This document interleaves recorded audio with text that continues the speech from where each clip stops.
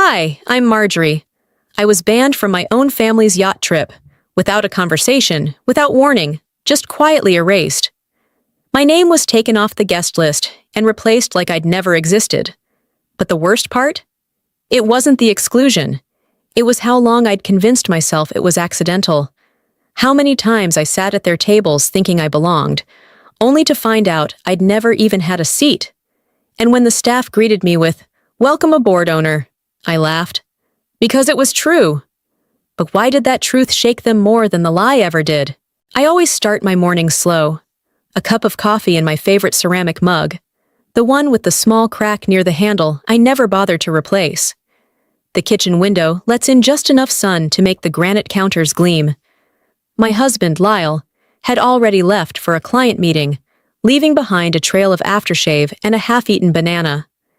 I was scrolling through my phone, mostly out of habit, thumbing through emails and calendar alerts when I noticed a post from my niece. A boomerang, those looping video snippets, of a champagne toast, clinking glasses, a yacht in the background. The caption read, "Family getaway tradition loading. Can't wait to set sail." My thumb froze mid-scroll. The annual family yacht trip.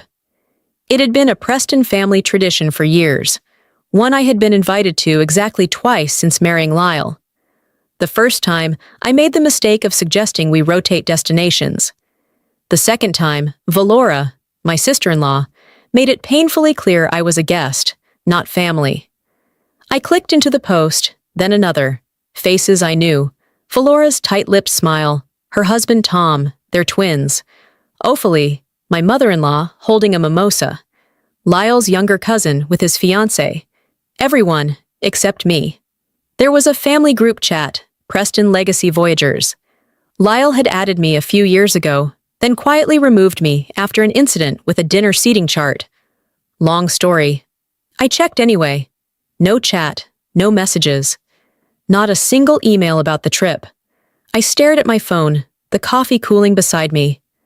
My pulse wasn't racing, not exactly. It was something worse. Stillness. A sinking confirmation that this wasn't a mistake. It was deliberate. That afternoon, while rinsing out a glass in the kitchen sink, my phone buzzed with a message. From Valora. But it wasn't meant for me. It was a screenshot of a group text. A photo of the finalized cabin assignments. Under portside guest rooms, a name had been crossed out. Mine. Next to it, confirmed for Brielle. Brielle? Valora's yoga instructor? The one who'd once asked me if I was Lyle's assistant. The next message was a voice note. Valora's voice, mid-laugh.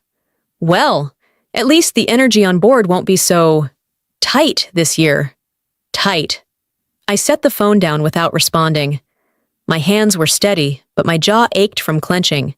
At dinner that evening, I didn't mention it right away. Lyle was distracted, scrolling through stock alerts between bites of salmon. "Did you know your family's planning another yacht trip?" I asked lightly. He glanced up. "Yeah, Mom mentioned it last week. I think they're still finalizing the list." I tilted my head. "Am I on the list?" He frowned, put down his fork. "Of course. Why wouldn't you be?" I smiled, just enough to keep the tension from rising. "Just curious." He went back to his phone. "I'll double-check." He wouldn't. He never did. After dinner, I washed the dishes by hand, one by one. It's funny how silence can say more than shouting. That night, I lay in bed staring at the ceiling fan blades slicing through the air. Over and over, my mind replayed every moment I'd been quietly pushed out. Birthdays with no invitation, brunches I found out about from Instagram stories, conversations that stopped when I entered the room. I wasn't naive. I didn't expect warmth from Valora. But this was deliberate. The worst part? No one would say it out loud. No one had to. At some point, you stop asking why they don't include you. You start asking yourself why you kept trying to belong. Before I turned off the bedside lamp, I pulled my journal from the drawer and wrote one sentence in steady ink. Watch. Don't react. Yet.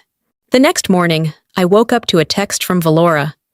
It was one of those messages that sounded polite if you didn't read between the lines, and cut like a blade if you did.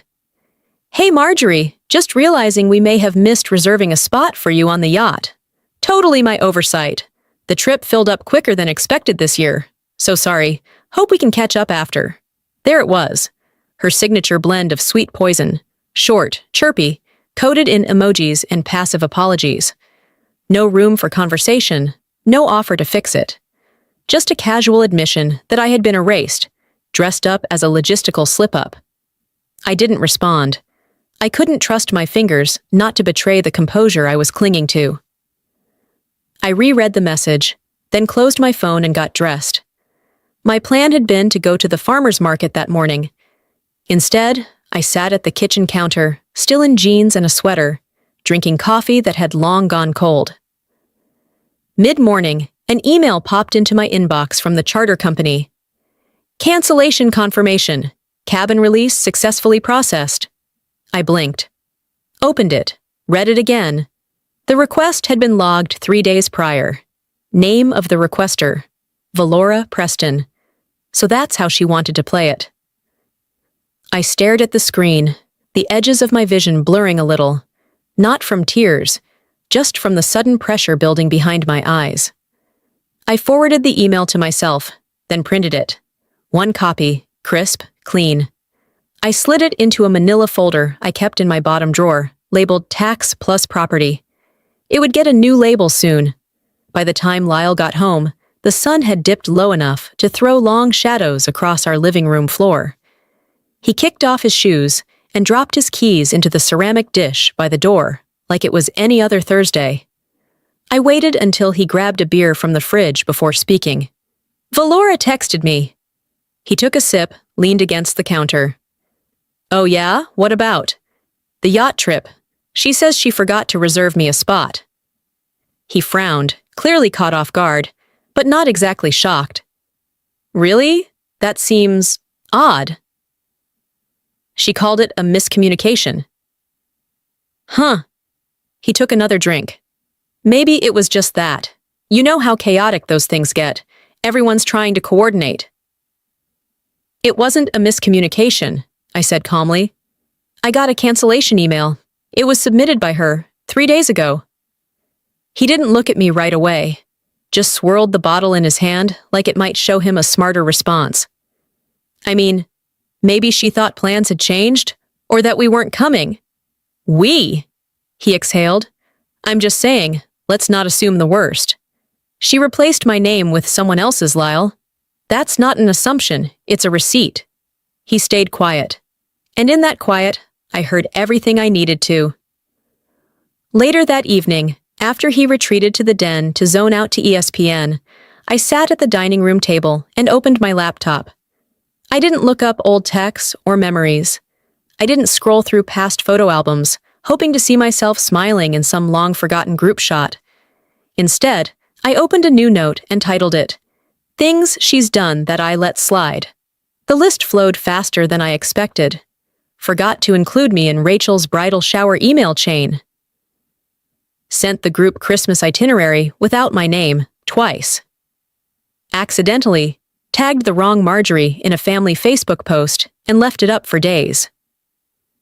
Scheduled brunch the day after telling me they were taking a break from gatherings. By the time I finished, my jaw ached again. Not from anger this time, but from clarity. Right before I was about to shut my laptop, another message came through. Not from Valora. From her assistant, it seemed. Someone I didn't know personally, but who had once emailed me about catering options. Attached was a screenshot. Another group message thread, most likely meant for a different recipient. Valora. "Don't worry, she's not coming. I handled it." She handled it. I don't know how long I stared at those 4 words, but when I blinked, the room was darker. The clock read past 10, and Lyle was still in the den, pretending none of this existed. I stood up, crossed the kitchen, and reached for the manila folder. I added the email and the screenshot printout, then closed it with care. This wasn't about a cabin. It never was. I sat on the edge of my bed, folder in my lap, staring at the word cancellation printed in sharp, emotionless font across the top of the yacht company's email. I had read it so many times that the ink felt etched into my eyes. But the truth wasn't in the email. It was in everything that came before it. The yacht wasn't just a boat, not to me. It was the first thing I ever bought that no one handed to me, no one helped me with. It was mine, born from 5 years of late nights, skipped vacations, rejections from investors who said things like, "You've got a great smile, but we're going with someone more aggressive." They meant male. They just didn't say it. Back then, I ran deliveries myself when drivers quit last minute. I walked into meetings in heels with no cushion, wearing secondhand blazers that I had steamed in gas station bathrooms. And through it all, I kept telling myself, you don't need their validation. Just build the thing, make it real. When the company finally turned a profit, and not a little one, but the kind that makes the same investors crawl back with sheepish grins, I didn't buy a designer bag or a car. I bought that yacht. Quietly, without fanfare. I still remember signing the check. My hand didn't even shake. There was a strange calm, like I had finally stepped into a version of myself I'd been trying to prove existed. And yet, legally, I had put Lyle's name on the ownership papers too.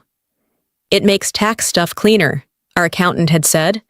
Better for trusts, easier down the road. Down the road indeed, because within months, the yacht became part of the family lore. But not my part of the family. No, it was Lyle's yacht. The Preston family's sea legacy. Valora's exact words at one of the last family brunches I was still invited to. I remember how she lifted her glass and said, "It's so meaningful to have traditions tied to something we own as a family. It makes our legacy feel tangible." She turned to me briefly, eyes tight. "And how wonderful that Marjorie supports it." Supports it. Like I was some event planner, not the reason it existed. That memory alone might have been forgettable if it weren't part of a pattern. Valora had always taken credit for ideas I planted in passing conversation. Recipes that ended up in her blog, design tips she later claimed were from a friend, even charity events I coordinated, but she emceed like the queen of altruism. Each time, I told myself it wasn't worth making a fuss. "Pick your battles," I used to say, but when someone steals your voice long enough, you stop recognizing your own. A few days ago, a memory popped up on my phone, an old clip from a lifestyle podcast Valora did. She sat on a white lounger, hair curled to perfection, sunglasses resting on her head. "The yacht is more than a place," she said, smiling at the host. "It's where my family connects. It represents our continuity, our name, our story." Our. It hit me harder than I expected. This wasn't about me being excluded from a trip. It was about being written out of something I built. They weren't just keeping me off the boat. They were cutting me from the narrative altogether. And I had helped them do it. By not correcting people. By letting Lyle speak for us. By staying quiet when Ophelie said things like, "So nice of you to come along this year." By nodding when Valora handed out roles and titles, like she was distributing parts in a high school play, always keeping me in the background. I got up from the bed, opened the bottom drawer of my dresser, and pulled out every document I'd tucked away over the years. Ownership papers, bank wires, the original yacht catalog I had marked up with notes. Laid out across the bed, it looked like evidence in a trial I hadn't planned to prosecute. Until now. There was no outburst, no tears. Just a low, simmering resolve that started somewhere near my collarbone and pulsed downward like a steel thread tightening inside me. "You tried to disappear me," I whispered, running a finger over the inked signature that proved otherwise. "Now watch. They streamed the dinner live. I didn't even have to search for it. Valora's profile was already flagged in my notifications, a leftover setting from when I once tried to be part of the family digital life. It popped up while I was folding laundry, the audio playing before I even realized what it was. Laughter echoed in the background, glasses clinking. A long table covered in gold-rimmed plates and eucalyptus runners stretched across a candlelit room. The caption read, Pre-yacht family dinner. So grateful for legacy and love. I stood there, holding one of Lyle's button-downs like it had betrayed me. There they were, all of them. Ophelia beaming from the head of the table, Valora in her usual center of attention seat, her husband and the twins, a few cousins I hadn't seen in years, and Lyle's aunt, who always claimed she didn't like boats. Apparently, she'd changed her mind. No one had mentioned this dinner to me. Not a text, not a call. It wasn't just an oversight, it was orchestration. Then Valora stood to make a toast. Her tone was soft, practiced. When we gather like this, she began, I'm reminded of what makes our family unique. It's not just tradition, it's the people who carry that tradition with intention. Heads nodded. Cameras panned. She continued, eyes glossy with what might have passed for sentiment if you didn't know how rehearsed it always was. We only bring those who understand what this legacy truly means, those who add to it, not subtract. That line, that carefully delivered little knife. I paused the video, rewound, watched it again. We only bring those who understand what this legacy truly means. Not a name mentioned, not a finger pointed, but everyone who mattered, everyone who followed her, would know what it meant, who it excluded. And there was Lyle, sitting quietly, sipping wine. That night, I waited until he was out of the shower. He came into the bedroom in flannel pants and a t-shirt with some faded college logo, hair still damp. I clicked play on the video. He stood there watching, arms crossed. His face didn't change, didn't react. Just waited for it to end. When it did, I looked at him. She really said that. He rubbed his jaw. Valora likes theatrics. You know that. I'm not sure that's the defense you think it is. She was probably just trying to sound thoughtful. It's just a dinner. No, it's a statement, and you didn't say a word. I didn't write the speech, Marjorie. But you sat through it. His silence wasn't defensive. It was something worse, resigned. I nodded. I didn't scream, didn't cry. Just absorbed the shape of his indifference, the weight of it. Later, alone in the kitchen, I made tea. I didn't drink and pulled out a box of keepsakes we never unpacked when we moved. At the bottom, I found an old invite to Rachel's baby shower, the one they claimed must have gotten lost. I remembered calling Valora that day, asking for the address. She'd laughed and said, "Oh, that's this weekend? I totally thought you weren't in town." I had been. I'd sent the gift weeks before. I held that envelope like it was evidence. Not of crime, just of a history I could no longer pretend wasn't deliberate. The next morning, I printed Valora's speech transcript from the live stream. I highlighted the sentence about those who understand legacy. I slipped it into the folder with the rest. Then, I typed a message. I hope your speech felt honest. We'll see how it holds up in person. I hit send. No emojis, no explanation, just the message. She'd know what I meant. That afternoon, I booked a car to Newport. I didn't pack a bathing suit. I didn't pack for a vacation. I packed documents, copies, receipts. I packed truth. Because I wasn't just showing up. I was taking my seat back. It wasn't the kind of packing you do with sunscreen and sandals in mind. I didn't even glance at my swimsuits. I laid out each document with surgical care. Bank transfers, email confirmations, ownership papers, a highlighted transcript of Valora's thinly veiled dinner speech. Each page slid into a sleeve and into the folder that now held more truth than anyone on that yacht trip would be ready for. I chose a simple navy dress. Neutral. Professional. Not glamorous. This wasn't about fitting in anymore. It was about stepping in. Downstairs, the smell of coffee met me before the kitchen light did. Lyle was already flipping through news alerts on his phone, a plate of dry toast untouched next to him. He looked up as I entered, his eyes skimming the edges of my determined silence. "Did you sleep?" he asked. I sat across from him. Enough. We both watched the coffee drip into the pot. The sound filled the space between us, steady, unrelenting. "I'm heading to Newport tomorrow," I said. He blinked. That soon? I booked the car. He set his phone down. Marjorie, look, I get that you're upset, but… No, I cut in calmly. I'm not upset anymore. I'm done pretending this is confusion or oversight. It's not. He rubbed his temple, sighing. Do we have to escalate this? Can't we just talk to them? They made it loud. I'm just responding in kind. Lyle leaned back in his chair. I don't want to choose between you and my family. You don't have to, but you do have to stop pretending they're not doing what they're doing. His mouth opened, then shut again, and that was answer enough. I stood, poured myself a cup, and left his apology unfinished. By late afternoon, I found myself at the dining table again, flipping through years' worth of moments I'd ignored. The baby shower with no invite, the group photo at Ophelia's birthday, where I was cropped at the shoulder, the Thanksgiving dinner, where I was assigned a seat at the overflow table, while Valora's hairdresser sat up front. It had always been obvious, I just hadn't wanted to believe it.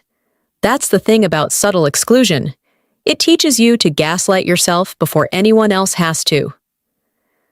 As the sun started slipping behind the rooftops, my phone buzzed with a text from Jen, a mutual friend from Lyle's side. Hey, thought you should see this.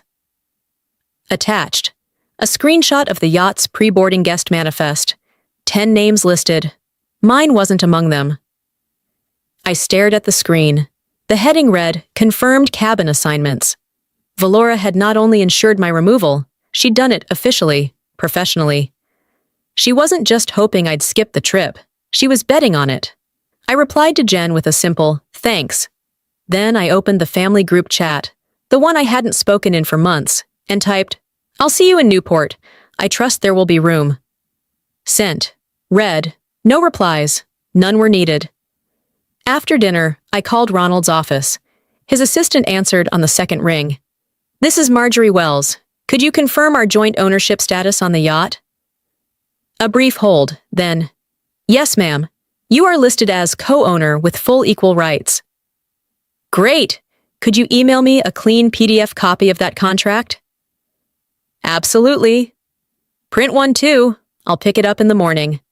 With that, I zipped my suitcase shut. Inside, it wasn't clothing. It was years of silence, folded neatly and ready to be unpacked.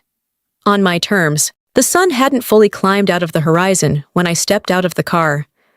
There was still that thin marine haze hanging above the marina, softening the glint of steel rails and ivory hulls lined up like polished teeth. Newport smelled like money that didn't need to introduce itself. I wore a simple black dress, structured, with a high neckline, and a light tan coat that moved with the breeze. No jewelry beyond my wedding band, no statement heels. I wasn't dressing for them. I was dressing for a moment I had been preparing for silently, methodically, without once speaking its name aloud. My suitcase clicked softly across the dock as I pulled it behind me. The wheels didn't wobble. That mattered more than I expected. Then I saw her. Valora stood at the far end, near the boarding gate. Her posture was perfect, hair pinned just so, smile frozen mid-conversation with a guest I vaguely recognized from someone's second wedding. She looked up, and she saw me. For a breathless second, her face stopped moving entirely. Eyes narrowed, hand mid-air, with a champagne flute. If there was ever a moment where sound seemed to die around someone, this was it. Ophelia turned too. She said something, I couldn't hear what, but her expression didn't carry shock. Just mild inconvenience. Lyle was there. Of course he was. Not by my side, but at the perimeter of their circle. He didn't wave. He didn't move. I didn't slow. As I approached, the group around Valora began to pivot their bodies away. Not with aggression, just enough to form an unspoken barrier, as if social choreography could erase reality. I stopped just before them, said nothing, offered no smile, only a single, sharp nod, and walked past. Their silence was my music. The staff at the yacht didn't flinch. A tall woman in a navy blazer stepped aside, giving a subtle bow of acknowledgement as I rolled my suitcase up the ramp. My heels tapped once, twice on the teak before settling into the rhythm of the deck. I paused at the edge of the railing, staring out over the open sea. The water glimmered, calm, indifferent, patient. This was the kind of silence I liked, the kind that didn't demand anything from me. Then came the voice. "Welcome aboard, Miss Marjorie," the lead crew member announced, clear and loud enough to carry across the dock. "The owner is now aboard." It wasn't just a greeting, it was a declaration. Behind me, I didn't have to turn to know what Valora's face looked like. That mix of disbelief and rage, that forced composure cracking just enough to reveal the tremor underneath. I'd seen it before, in small doses, but now it played out in full view of her curated audience.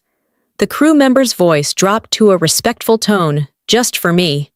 "We've been waiting for your clearance before departure." I met her eyes. "Proceed." She nodded, then walked toward the captain's station.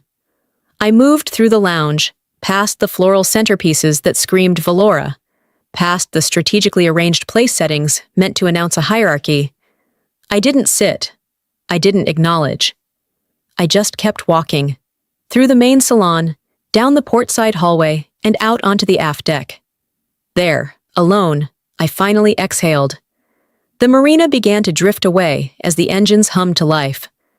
Land pulled back, slowly at first, like a reluctant child being told it's time to go home. I set my suitcase down and gripped the railing. Not tight, just firm. Not to hold on, but to let go. I wasn't a guest. I wasn't an afterthought. I was the gatekeeper now. I stayed seated in the lounge longer than necessary. Not because I was tired. God knows adrenaline alone could have carried me through the week. But because it was useful to watch people try to recover from a loss they didn't see coming. Valora hadn't said a word to me since we left the dock. She'd made eye contact exactly once, when I crossed the main deck, and even then, it was more instinct than choice. She hadn't prepared for this version of me, the one who didn't flinch or wait for an invitation. She was pacing now, not frantically, but just enough to betray nerves. She'd stop mid-step, adjust a floral centerpiece, or realign a place card as if those gestures might restore control. Her husband Tom made a few attempts at small talk with nearby guests, but their laughter came too fast, too loud, manufactured. I sipped lemon water, legs crossed, posture relaxed. Callista sat beside me, thumbing casually through her phone, though I knew her journalist's ears were tuned to every sound in the room. "I give it 10 minutes before she tries to hijack the narrative," she whispered. I didn't respond. Didn't need to. Right on cue, Valora stepped onto the upper deck, phone in hand. From my seat, I could see her angle the camera just right, catching the best light, the yacht's sleek silhouette behind her. Her voice turned syrupy. "Hi, everyone," she beamed. "We're so excited to share a little slice of our family tradition today. There's nothing like the open water to remind you who you are and where you come from. Family is everything. Legacy, loyalty, love." I nearly smiled at the word loyalty. She kept talking, stringing together phrases that sounded pulled from a greeting card. "The people who are here, well, they understand what it means to build something that lasts. Not just wealth, but memory, commitment." Behind her, movement. A crew member, unaware of the stream, or maybe very aware, walked by and said, clearly and casually, "Glad to have you aboard again, Ms. Marjorie, the owner." The camera didn't swing, but her face, oh, her face. She froze. For a split second, the broadcast hung in a weird silence. You could hear the engines humming in the background, the sea lapping against the hull, a fork dropping somewhere nearby. Then she tried to recover, lips twitching into a smile, but it was too late. Callista leaned toward me, eyes gleaming. "That's going viral in 3, 2. And sure enough, comments started pouring in under the live stream. "Wait, she's the owner? Damn, that shift." "Tell us more, Miss Marjorie." Valora tapped her screen a few times, clearly trying to kill the feed. But the damage had landed. It wasn't just an awkward moment. It was public revelation. Her image-first performance had backfired on a live audience. She stormed off the deck. 10 minutes later, she found me near the port hallway. "You planned that," she hissed. I met her gaze, unbothered. "Planned what? A man doing his job?" "Don't play dumb, Marjorie." I set down my glass. "I didn't tell him to say it. I just let you speak your truth and watched it fall apart." "You don't belong here." I stood slowly. "That's the thing, Valora. I don't need to belong. I bought my place." She blinked like I'd slapped her. Then she turned and walked away. I returned to my cabin in silence, sat on the edge of the bed, opened the folder, ran my fingers over the transcripts, contracts, bank receipts. I wasn't angry anymore. I was ready. The dining salon glowed with soft, curated light, candle flames flickering against glass, gold flatware glinting beside folded linen napkins. Dessert had just been served, vanilla bean panna cotta with a dusting of citrus zest. No doubt Valora's doing. I hadn't touched mine. For the entire evening, I said nothing. I let them laugh. Let them perform. Let Valora run her scripted show, smiling like the live stream hadn't betrayed her 3 hours prior. When she stood to give a closing toast, her voice was polished, her cadence measured. "I just want to thank everyone for being here," she began, her gaze sweeping the table with performative warmth. "It's not just about luxury, it's about legacy. The people who keep our family story alive, who uphold its integrity, who understand the value of what we've built together. That's what makes this tradition so meaningful." She didn't look at me. Not once. But the subtext screamed in bold. I waited for the murmurs to settle, the wine glasses to lower. Then, without raising my voice or changing my tone, I stood. "I'd like to contribute something to this conversation about legacy," I said. Valora froze with her glass midair.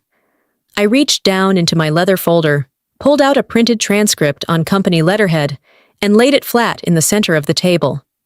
Silence. Several people leaned in. Lyle didn't. He just stared at me like he'd forgotten how to breathe. "It's from a Zoom call, dated last month," I said, my voice steady. "Between Valora and the Preston legal consultant." My finger tapped a highlighted sentence near the bottom of the page. "She's not blood," I read aloud. "She shouldn't own a family asset." Nobody moved. Valora's face drained of color. "And yet," I continued, sliding a second sheet onto the table, "this is the purchase agreement for the yacht. Initial down payment made by Marjorie Wells. Sole investor. Legal co-owner. Listed first." Lyle opened his mouth, closed it again. "I'm not bringing this up for drama," I said. "I'm bringing it up because I'm tired of being spoken about in closed rooms as if I'm not standing in the next one." Ophelie cleared her throat like she might interrupt. But I wasn't done. For years, I've let things slide. Snubbed invitations. Comments said just out of earshot. Credit shifted and conveniently forgotten. But let me be clear. This isn't about being included anymore. It's about being visible. Lyle's voice broke the silence. "I didn't know she was doing this," he said, eyes wide. "Valora, why?" Valora opened her mouth, but only a stammer came out. I was protecting the family. I didn't think—" "You thought I'd stay quiet," I said softly. "And you were almost right." A cousin coughed into her napkin. Someone else pushed back a chair. The atmosphere, so carefully manicured, began to splinter. Ophelie made a clumsy attempt to redirect. "Perhaps we could table this for another time." "No," said a voice from the far end of the table. It was Harold, a family friend I hadn't spoken to in months. "I think we've all been told a different version of things." Others nodded, murmured agreements under their breath. Not outrage, not defense, just realization. I looked at Valora again. "You can keep building your version of the story, but not on top of my name." She sat down, hard. I gathered the documents and returned them to the folder. With care, not haste. Before walking out, I paused. "If you want to know the truth," I said, "don't ask the loudest voice in the room. Ask the one who has the receipts." The only sound left that night was the soft pulse of ocean water brushing the hull. No clinking glasses, no music, just hushed voices behind partially closed doors, the occasional click of a cabin latch, and the kind of silence that fills a space after something irreversible has been said. I walked the outer deck barefoot, holding my shoes in one hand, feeling the cool teak underfoot. The salt air stung a little more tonight, as if it too had picked up on the unraveling tension. There were no long stares, no dramatic gestures, just avoidance. Small groups had scattered after dinner, splintering in their alliances like a house with no foundation. Even Valora had vanished without a word. As I passed the lower deck cabins, I heard her voice. Not loud, not theatrical, just low, like a fuse burning quietly. She took it. It was always meant to be mine.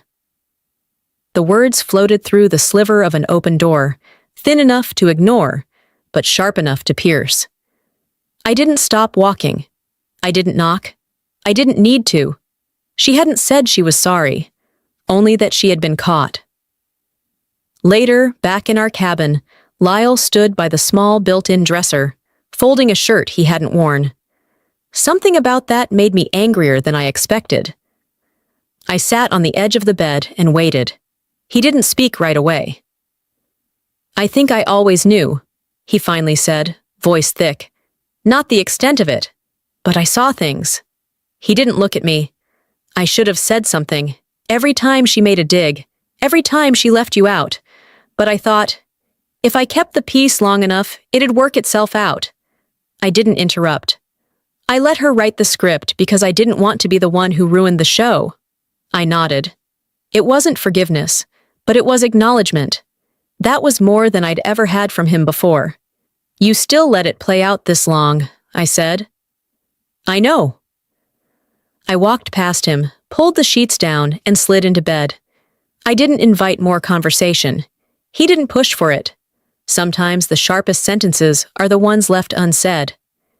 In the morning, before the rest of the yacht stirred, I sat alone in the lounge with a cup of black coffee and a notebook. One by one, people came and went, some pausing, offering nods that weren't quite apologies, but weren't dismissals either. Valora didn't come down, but others did. Lyle's cousin Maddie, always too polite to pick sides, lingered near the breakfast bar. "I should have spoken up a long time ago," she said, not quite making eye contact. Lyle's aunt, who once told me I was too serious, brought me an extra spoon for the sugar and said nothing. Just placed it gently beside me and walked away. Ron, Tom's older brother, muttered as he passed, "I saw it coming. Didn't think it'd crack like this." Each of these tiny acknowledgments formed something sturdier than the fake smiles I'd endured for years. Back in the cabin that night, I lay awake staring at the ceiling. It wasn't Valora I thought about. It was me. Not the version of me who had just claimed her place, but the one who, for years, bent herself into smaller and smaller corners, trying to be palatable, acceptable, agreeable. That version had tried too hard, swallowed too much, nodded too often. I mourned her. Not because she was weak, but because she was exhausted, and no one noticed. It wasn't grief, not quite. More like resignation. Like watching a tide pull out and realizing you never needed to chase it to begin with. And then, around 3 a.m., I got out of bed and opened the folder. Not to read, just to see it. To remind myself I wasn't imagining any of this. That I had proof. And now, peace. The next morning arrived wrapped in fog, both on the water and in everyone's faces. Breakfast was served like nothing had happened. Eggs soft scrambled, toast still warm, fresh fruit fanned out on ceramic platters. But the silence said everything. No idle chatter about the view, no cheerful commentary on the day's itinerary. Just quiet. They didn't avoid me now. They didn't rush to include me either. They observed cautiously, as though something sacred had been unmasked, and no one quite knew how to honor it. I sat at the end of the table, hands around my mug, not triumphant, just present. And that alone had shifted the atmosphere. My phone buzzed around mid-morning. I stepped out to the lower deck to take the call. The voice on the other end was steady and unmistakably careful. "Marjorie, it's Ronald." His tone held the kind of weight lawyers reserved for when they were about to confirm something you'd always known, but no one had ever dared say aloud. "I want to apologize," he said, "for even entertaining the paperwork Valora attempted to draft. I knew it wouldn't hold, but I should have shut it down sooner." I let the silence speak for me.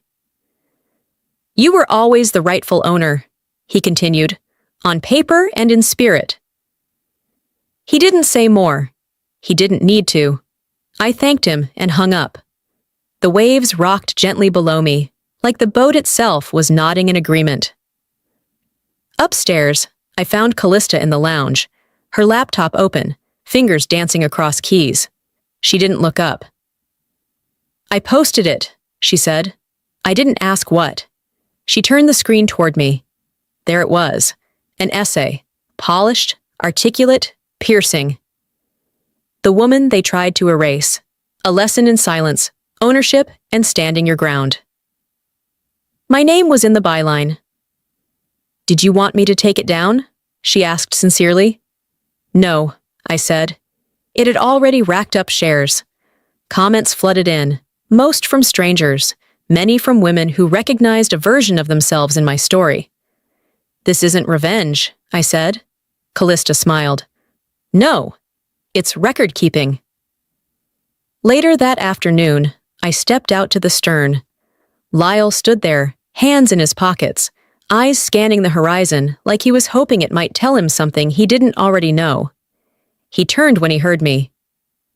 "I've been thinking," he said, voice even, "about what I said, or didn't say, for a long time." I said nothing, waiting. "I didn't protect you, not the way I should have, not when it counted." His voice cracked slightly, but he didn't waver.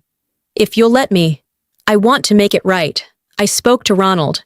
"We can restructure the ownership, make it solely yours. You've earned it 100 times over." I looked at him, long and steady. "This was never about a title," I said. "It was about being seen, fully, finally." He nodded. He didn't press further. And that, more than any offer of ownership, meant something. That evening, I found myself alone again on the deck. The wind was softer now, less defiant. The sky had cracked open just enough to let light spill in golden streaks across the sea. I closed my eyes. Let it settle, let it be enough. I wasn't defending my place anymore. I was occupying it. The deck was empty, and for once, it didn't feel like exile. The sun hovered low, bleeding streaks of amber into the Pacific, shadows stretching long across the polished wood.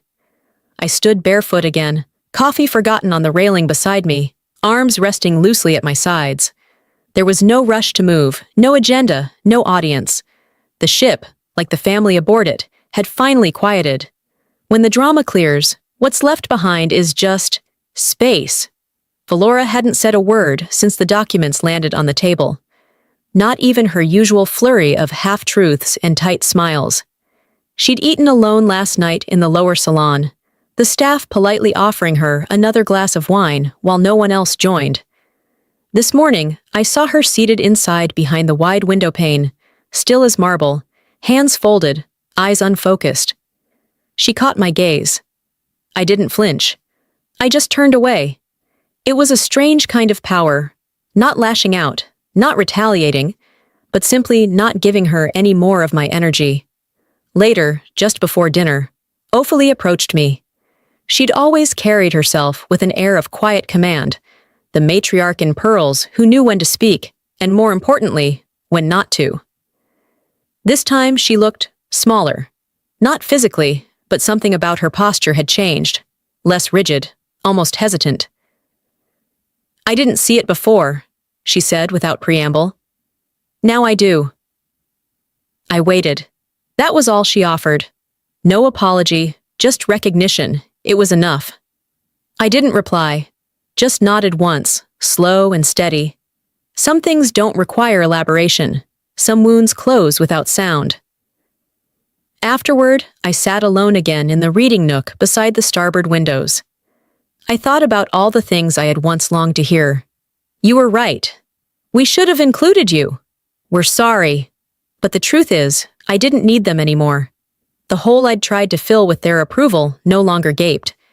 It had closed itself while I wasn't looking, stitched together by something I didn't know I had in me until I was forced to stand. That night, after the last of the wine had been poured and laughter had returned in fractured tones, I returned to our cabin. Lyle was already there, a small cup of tea in hand. He didn't say anything grand, didn't kneel or plead or try to make it all disappear. He simply handed me the cup and sat beside me on the edge of the bed. After a long pause, he said, "Thank you for staying. You could have walked." I looked at him, really looked, and for the first time, I saw someone trying, not just to be right, but to be real. I didn't say, "I forgive you." That would have been premature. I just let my hand rest lightly on his, and that was enough. The ship began its slow turn back toward shore in the early hours of morning. I walked out onto the top deck once more, this time with no need to perform, no need to prove. The water below stretched endlessly, soft and silver, a mirror to the stillness inside me. I caught my reflection in the glass door as I turned back inside. Not tentative, not waiting, just me. The house welcomed me like it had been holding its breath. Nothing had changed. Same creaky spot near the pantry, same stack of unread magazines by the couch, but everything felt different. I set the suitcase down in the front hallway and let the silence settle. No alerts, no missed calls, no new texts from Valora. For the first time in years, I didn't check for one. I unpacked slowly over the next few days. Not just clothes, but everything I'd carried back from that yacht. Documents, hard truths, a spine that had grown itself back without asking permission. By Wednesday, I was organizing the drawer in the hallway credenza when I found it. A small folded note wedged between an old envelope and a forgotten grocery list. My father's handwriting was unmistakable, blocky, neat, purposeful. Don't fight for a seat. Build your own table. I had no memory of when he gave it to me. Maybe it was tucked inside a birthday card or handed off after some forgettable family dinner where I'd felt invisible and he had noticed. I sat with the paper for a long while. The next morning, my phone rang. The name surprised me. Maya, Valora's niece, 23, whip-smart, just out of grad school, always the quiet one in the corner, who watched everything and said nothing. "I hope I'm not crossing a line," she said, "but I've been thinking about the trip, about you." I waited. "You're the only one in the family who built something yourself. Not inherited, not married into. You made it." I didn't speak. "I'm applying for this business mentorship program, and I wondered, could you look over my application?" My answer was simple. Yes. Legacy, I realized, starts quietly. A week later, I hosted Sunday brunch. Nothing formal, just eggs, toast, fresh strawberries, and people who had earned the right to sit at my table. Lyle made the coffee. Callista brought lemon bars. Ronald showed up with his wife, and I gave them the sunniest seat by the window. I didn't try to fill the house. I didn't extend an invite to everyone with the last name Preston. Just the ones who knew how to sit at a table and really talk. Not everyone needs to come, I told Lyle as he poured the coffee. Just the ones who belong by spirit, not blood. He nodded and kissed my temple. I had traded legacy for truth, and it fit better. Later that afternoon, as I was rearranging the dining room bookshelves, I found myself thinking about what Valora might have said if she had ever apologized. Maybe she would have blamed pressure or tradition or that false narrative of protecting the family name. And I'd have said, only to myself, never to her, "I forgive you, but I don't need you to say it, because some peace isn't shared. It's claimed." The dining table we sat around that day wasn't the one from Lyle's parents' house or the one Valora had tried to curate around social status. It was mine, picked out secondhand, refinished by a woman who learned to shape things instead of beg for a place. There was no toast that day, no speech, just conversation. Real, unscripted, full of pauses and tangents and laughter that didn't need a camera. I looked around that room, at the people who showed up not because they had to, but because they wanted to. And I smiled. This seat was never given. I built it. Sometimes, the most radical thing you can do isn't to fight louder. It's to stand still, to claim space without asking, and to stop apologizing for taking up room in a world that underestimated you. I used to believe that if I played by the rules, stayed quiet, proved myself, I'd earn a place at someone else's table. But the truth is, you don't need to be invited when you've already built your own. If there's anything this story taught me, it's that silence isn't weakness, it's strategy. That legacy doesn't come from who your family is, it comes from what you create when no one is looking. And sometimes, healing doesn't sound like forgiveness, it sounds like peace. Now I want to ask you, have you ever been made to feel like an outsider in your own family? Have you ever stayed quiet when you should have spoken up? Or spoken up when no one expected you to? Let's talk about it in the comments. Drop a 1 if this story touched you. Tell me where you're watching from, or share what part of this resonated with you most. And if you didn't connect with this video, I'd still love to hear why. Your story matters too. If this video moved you, inspired you, or even just made you pause for a moment, please hit that subscribe button so you don't miss the next chapter. I promise, the stories only get deeper from here.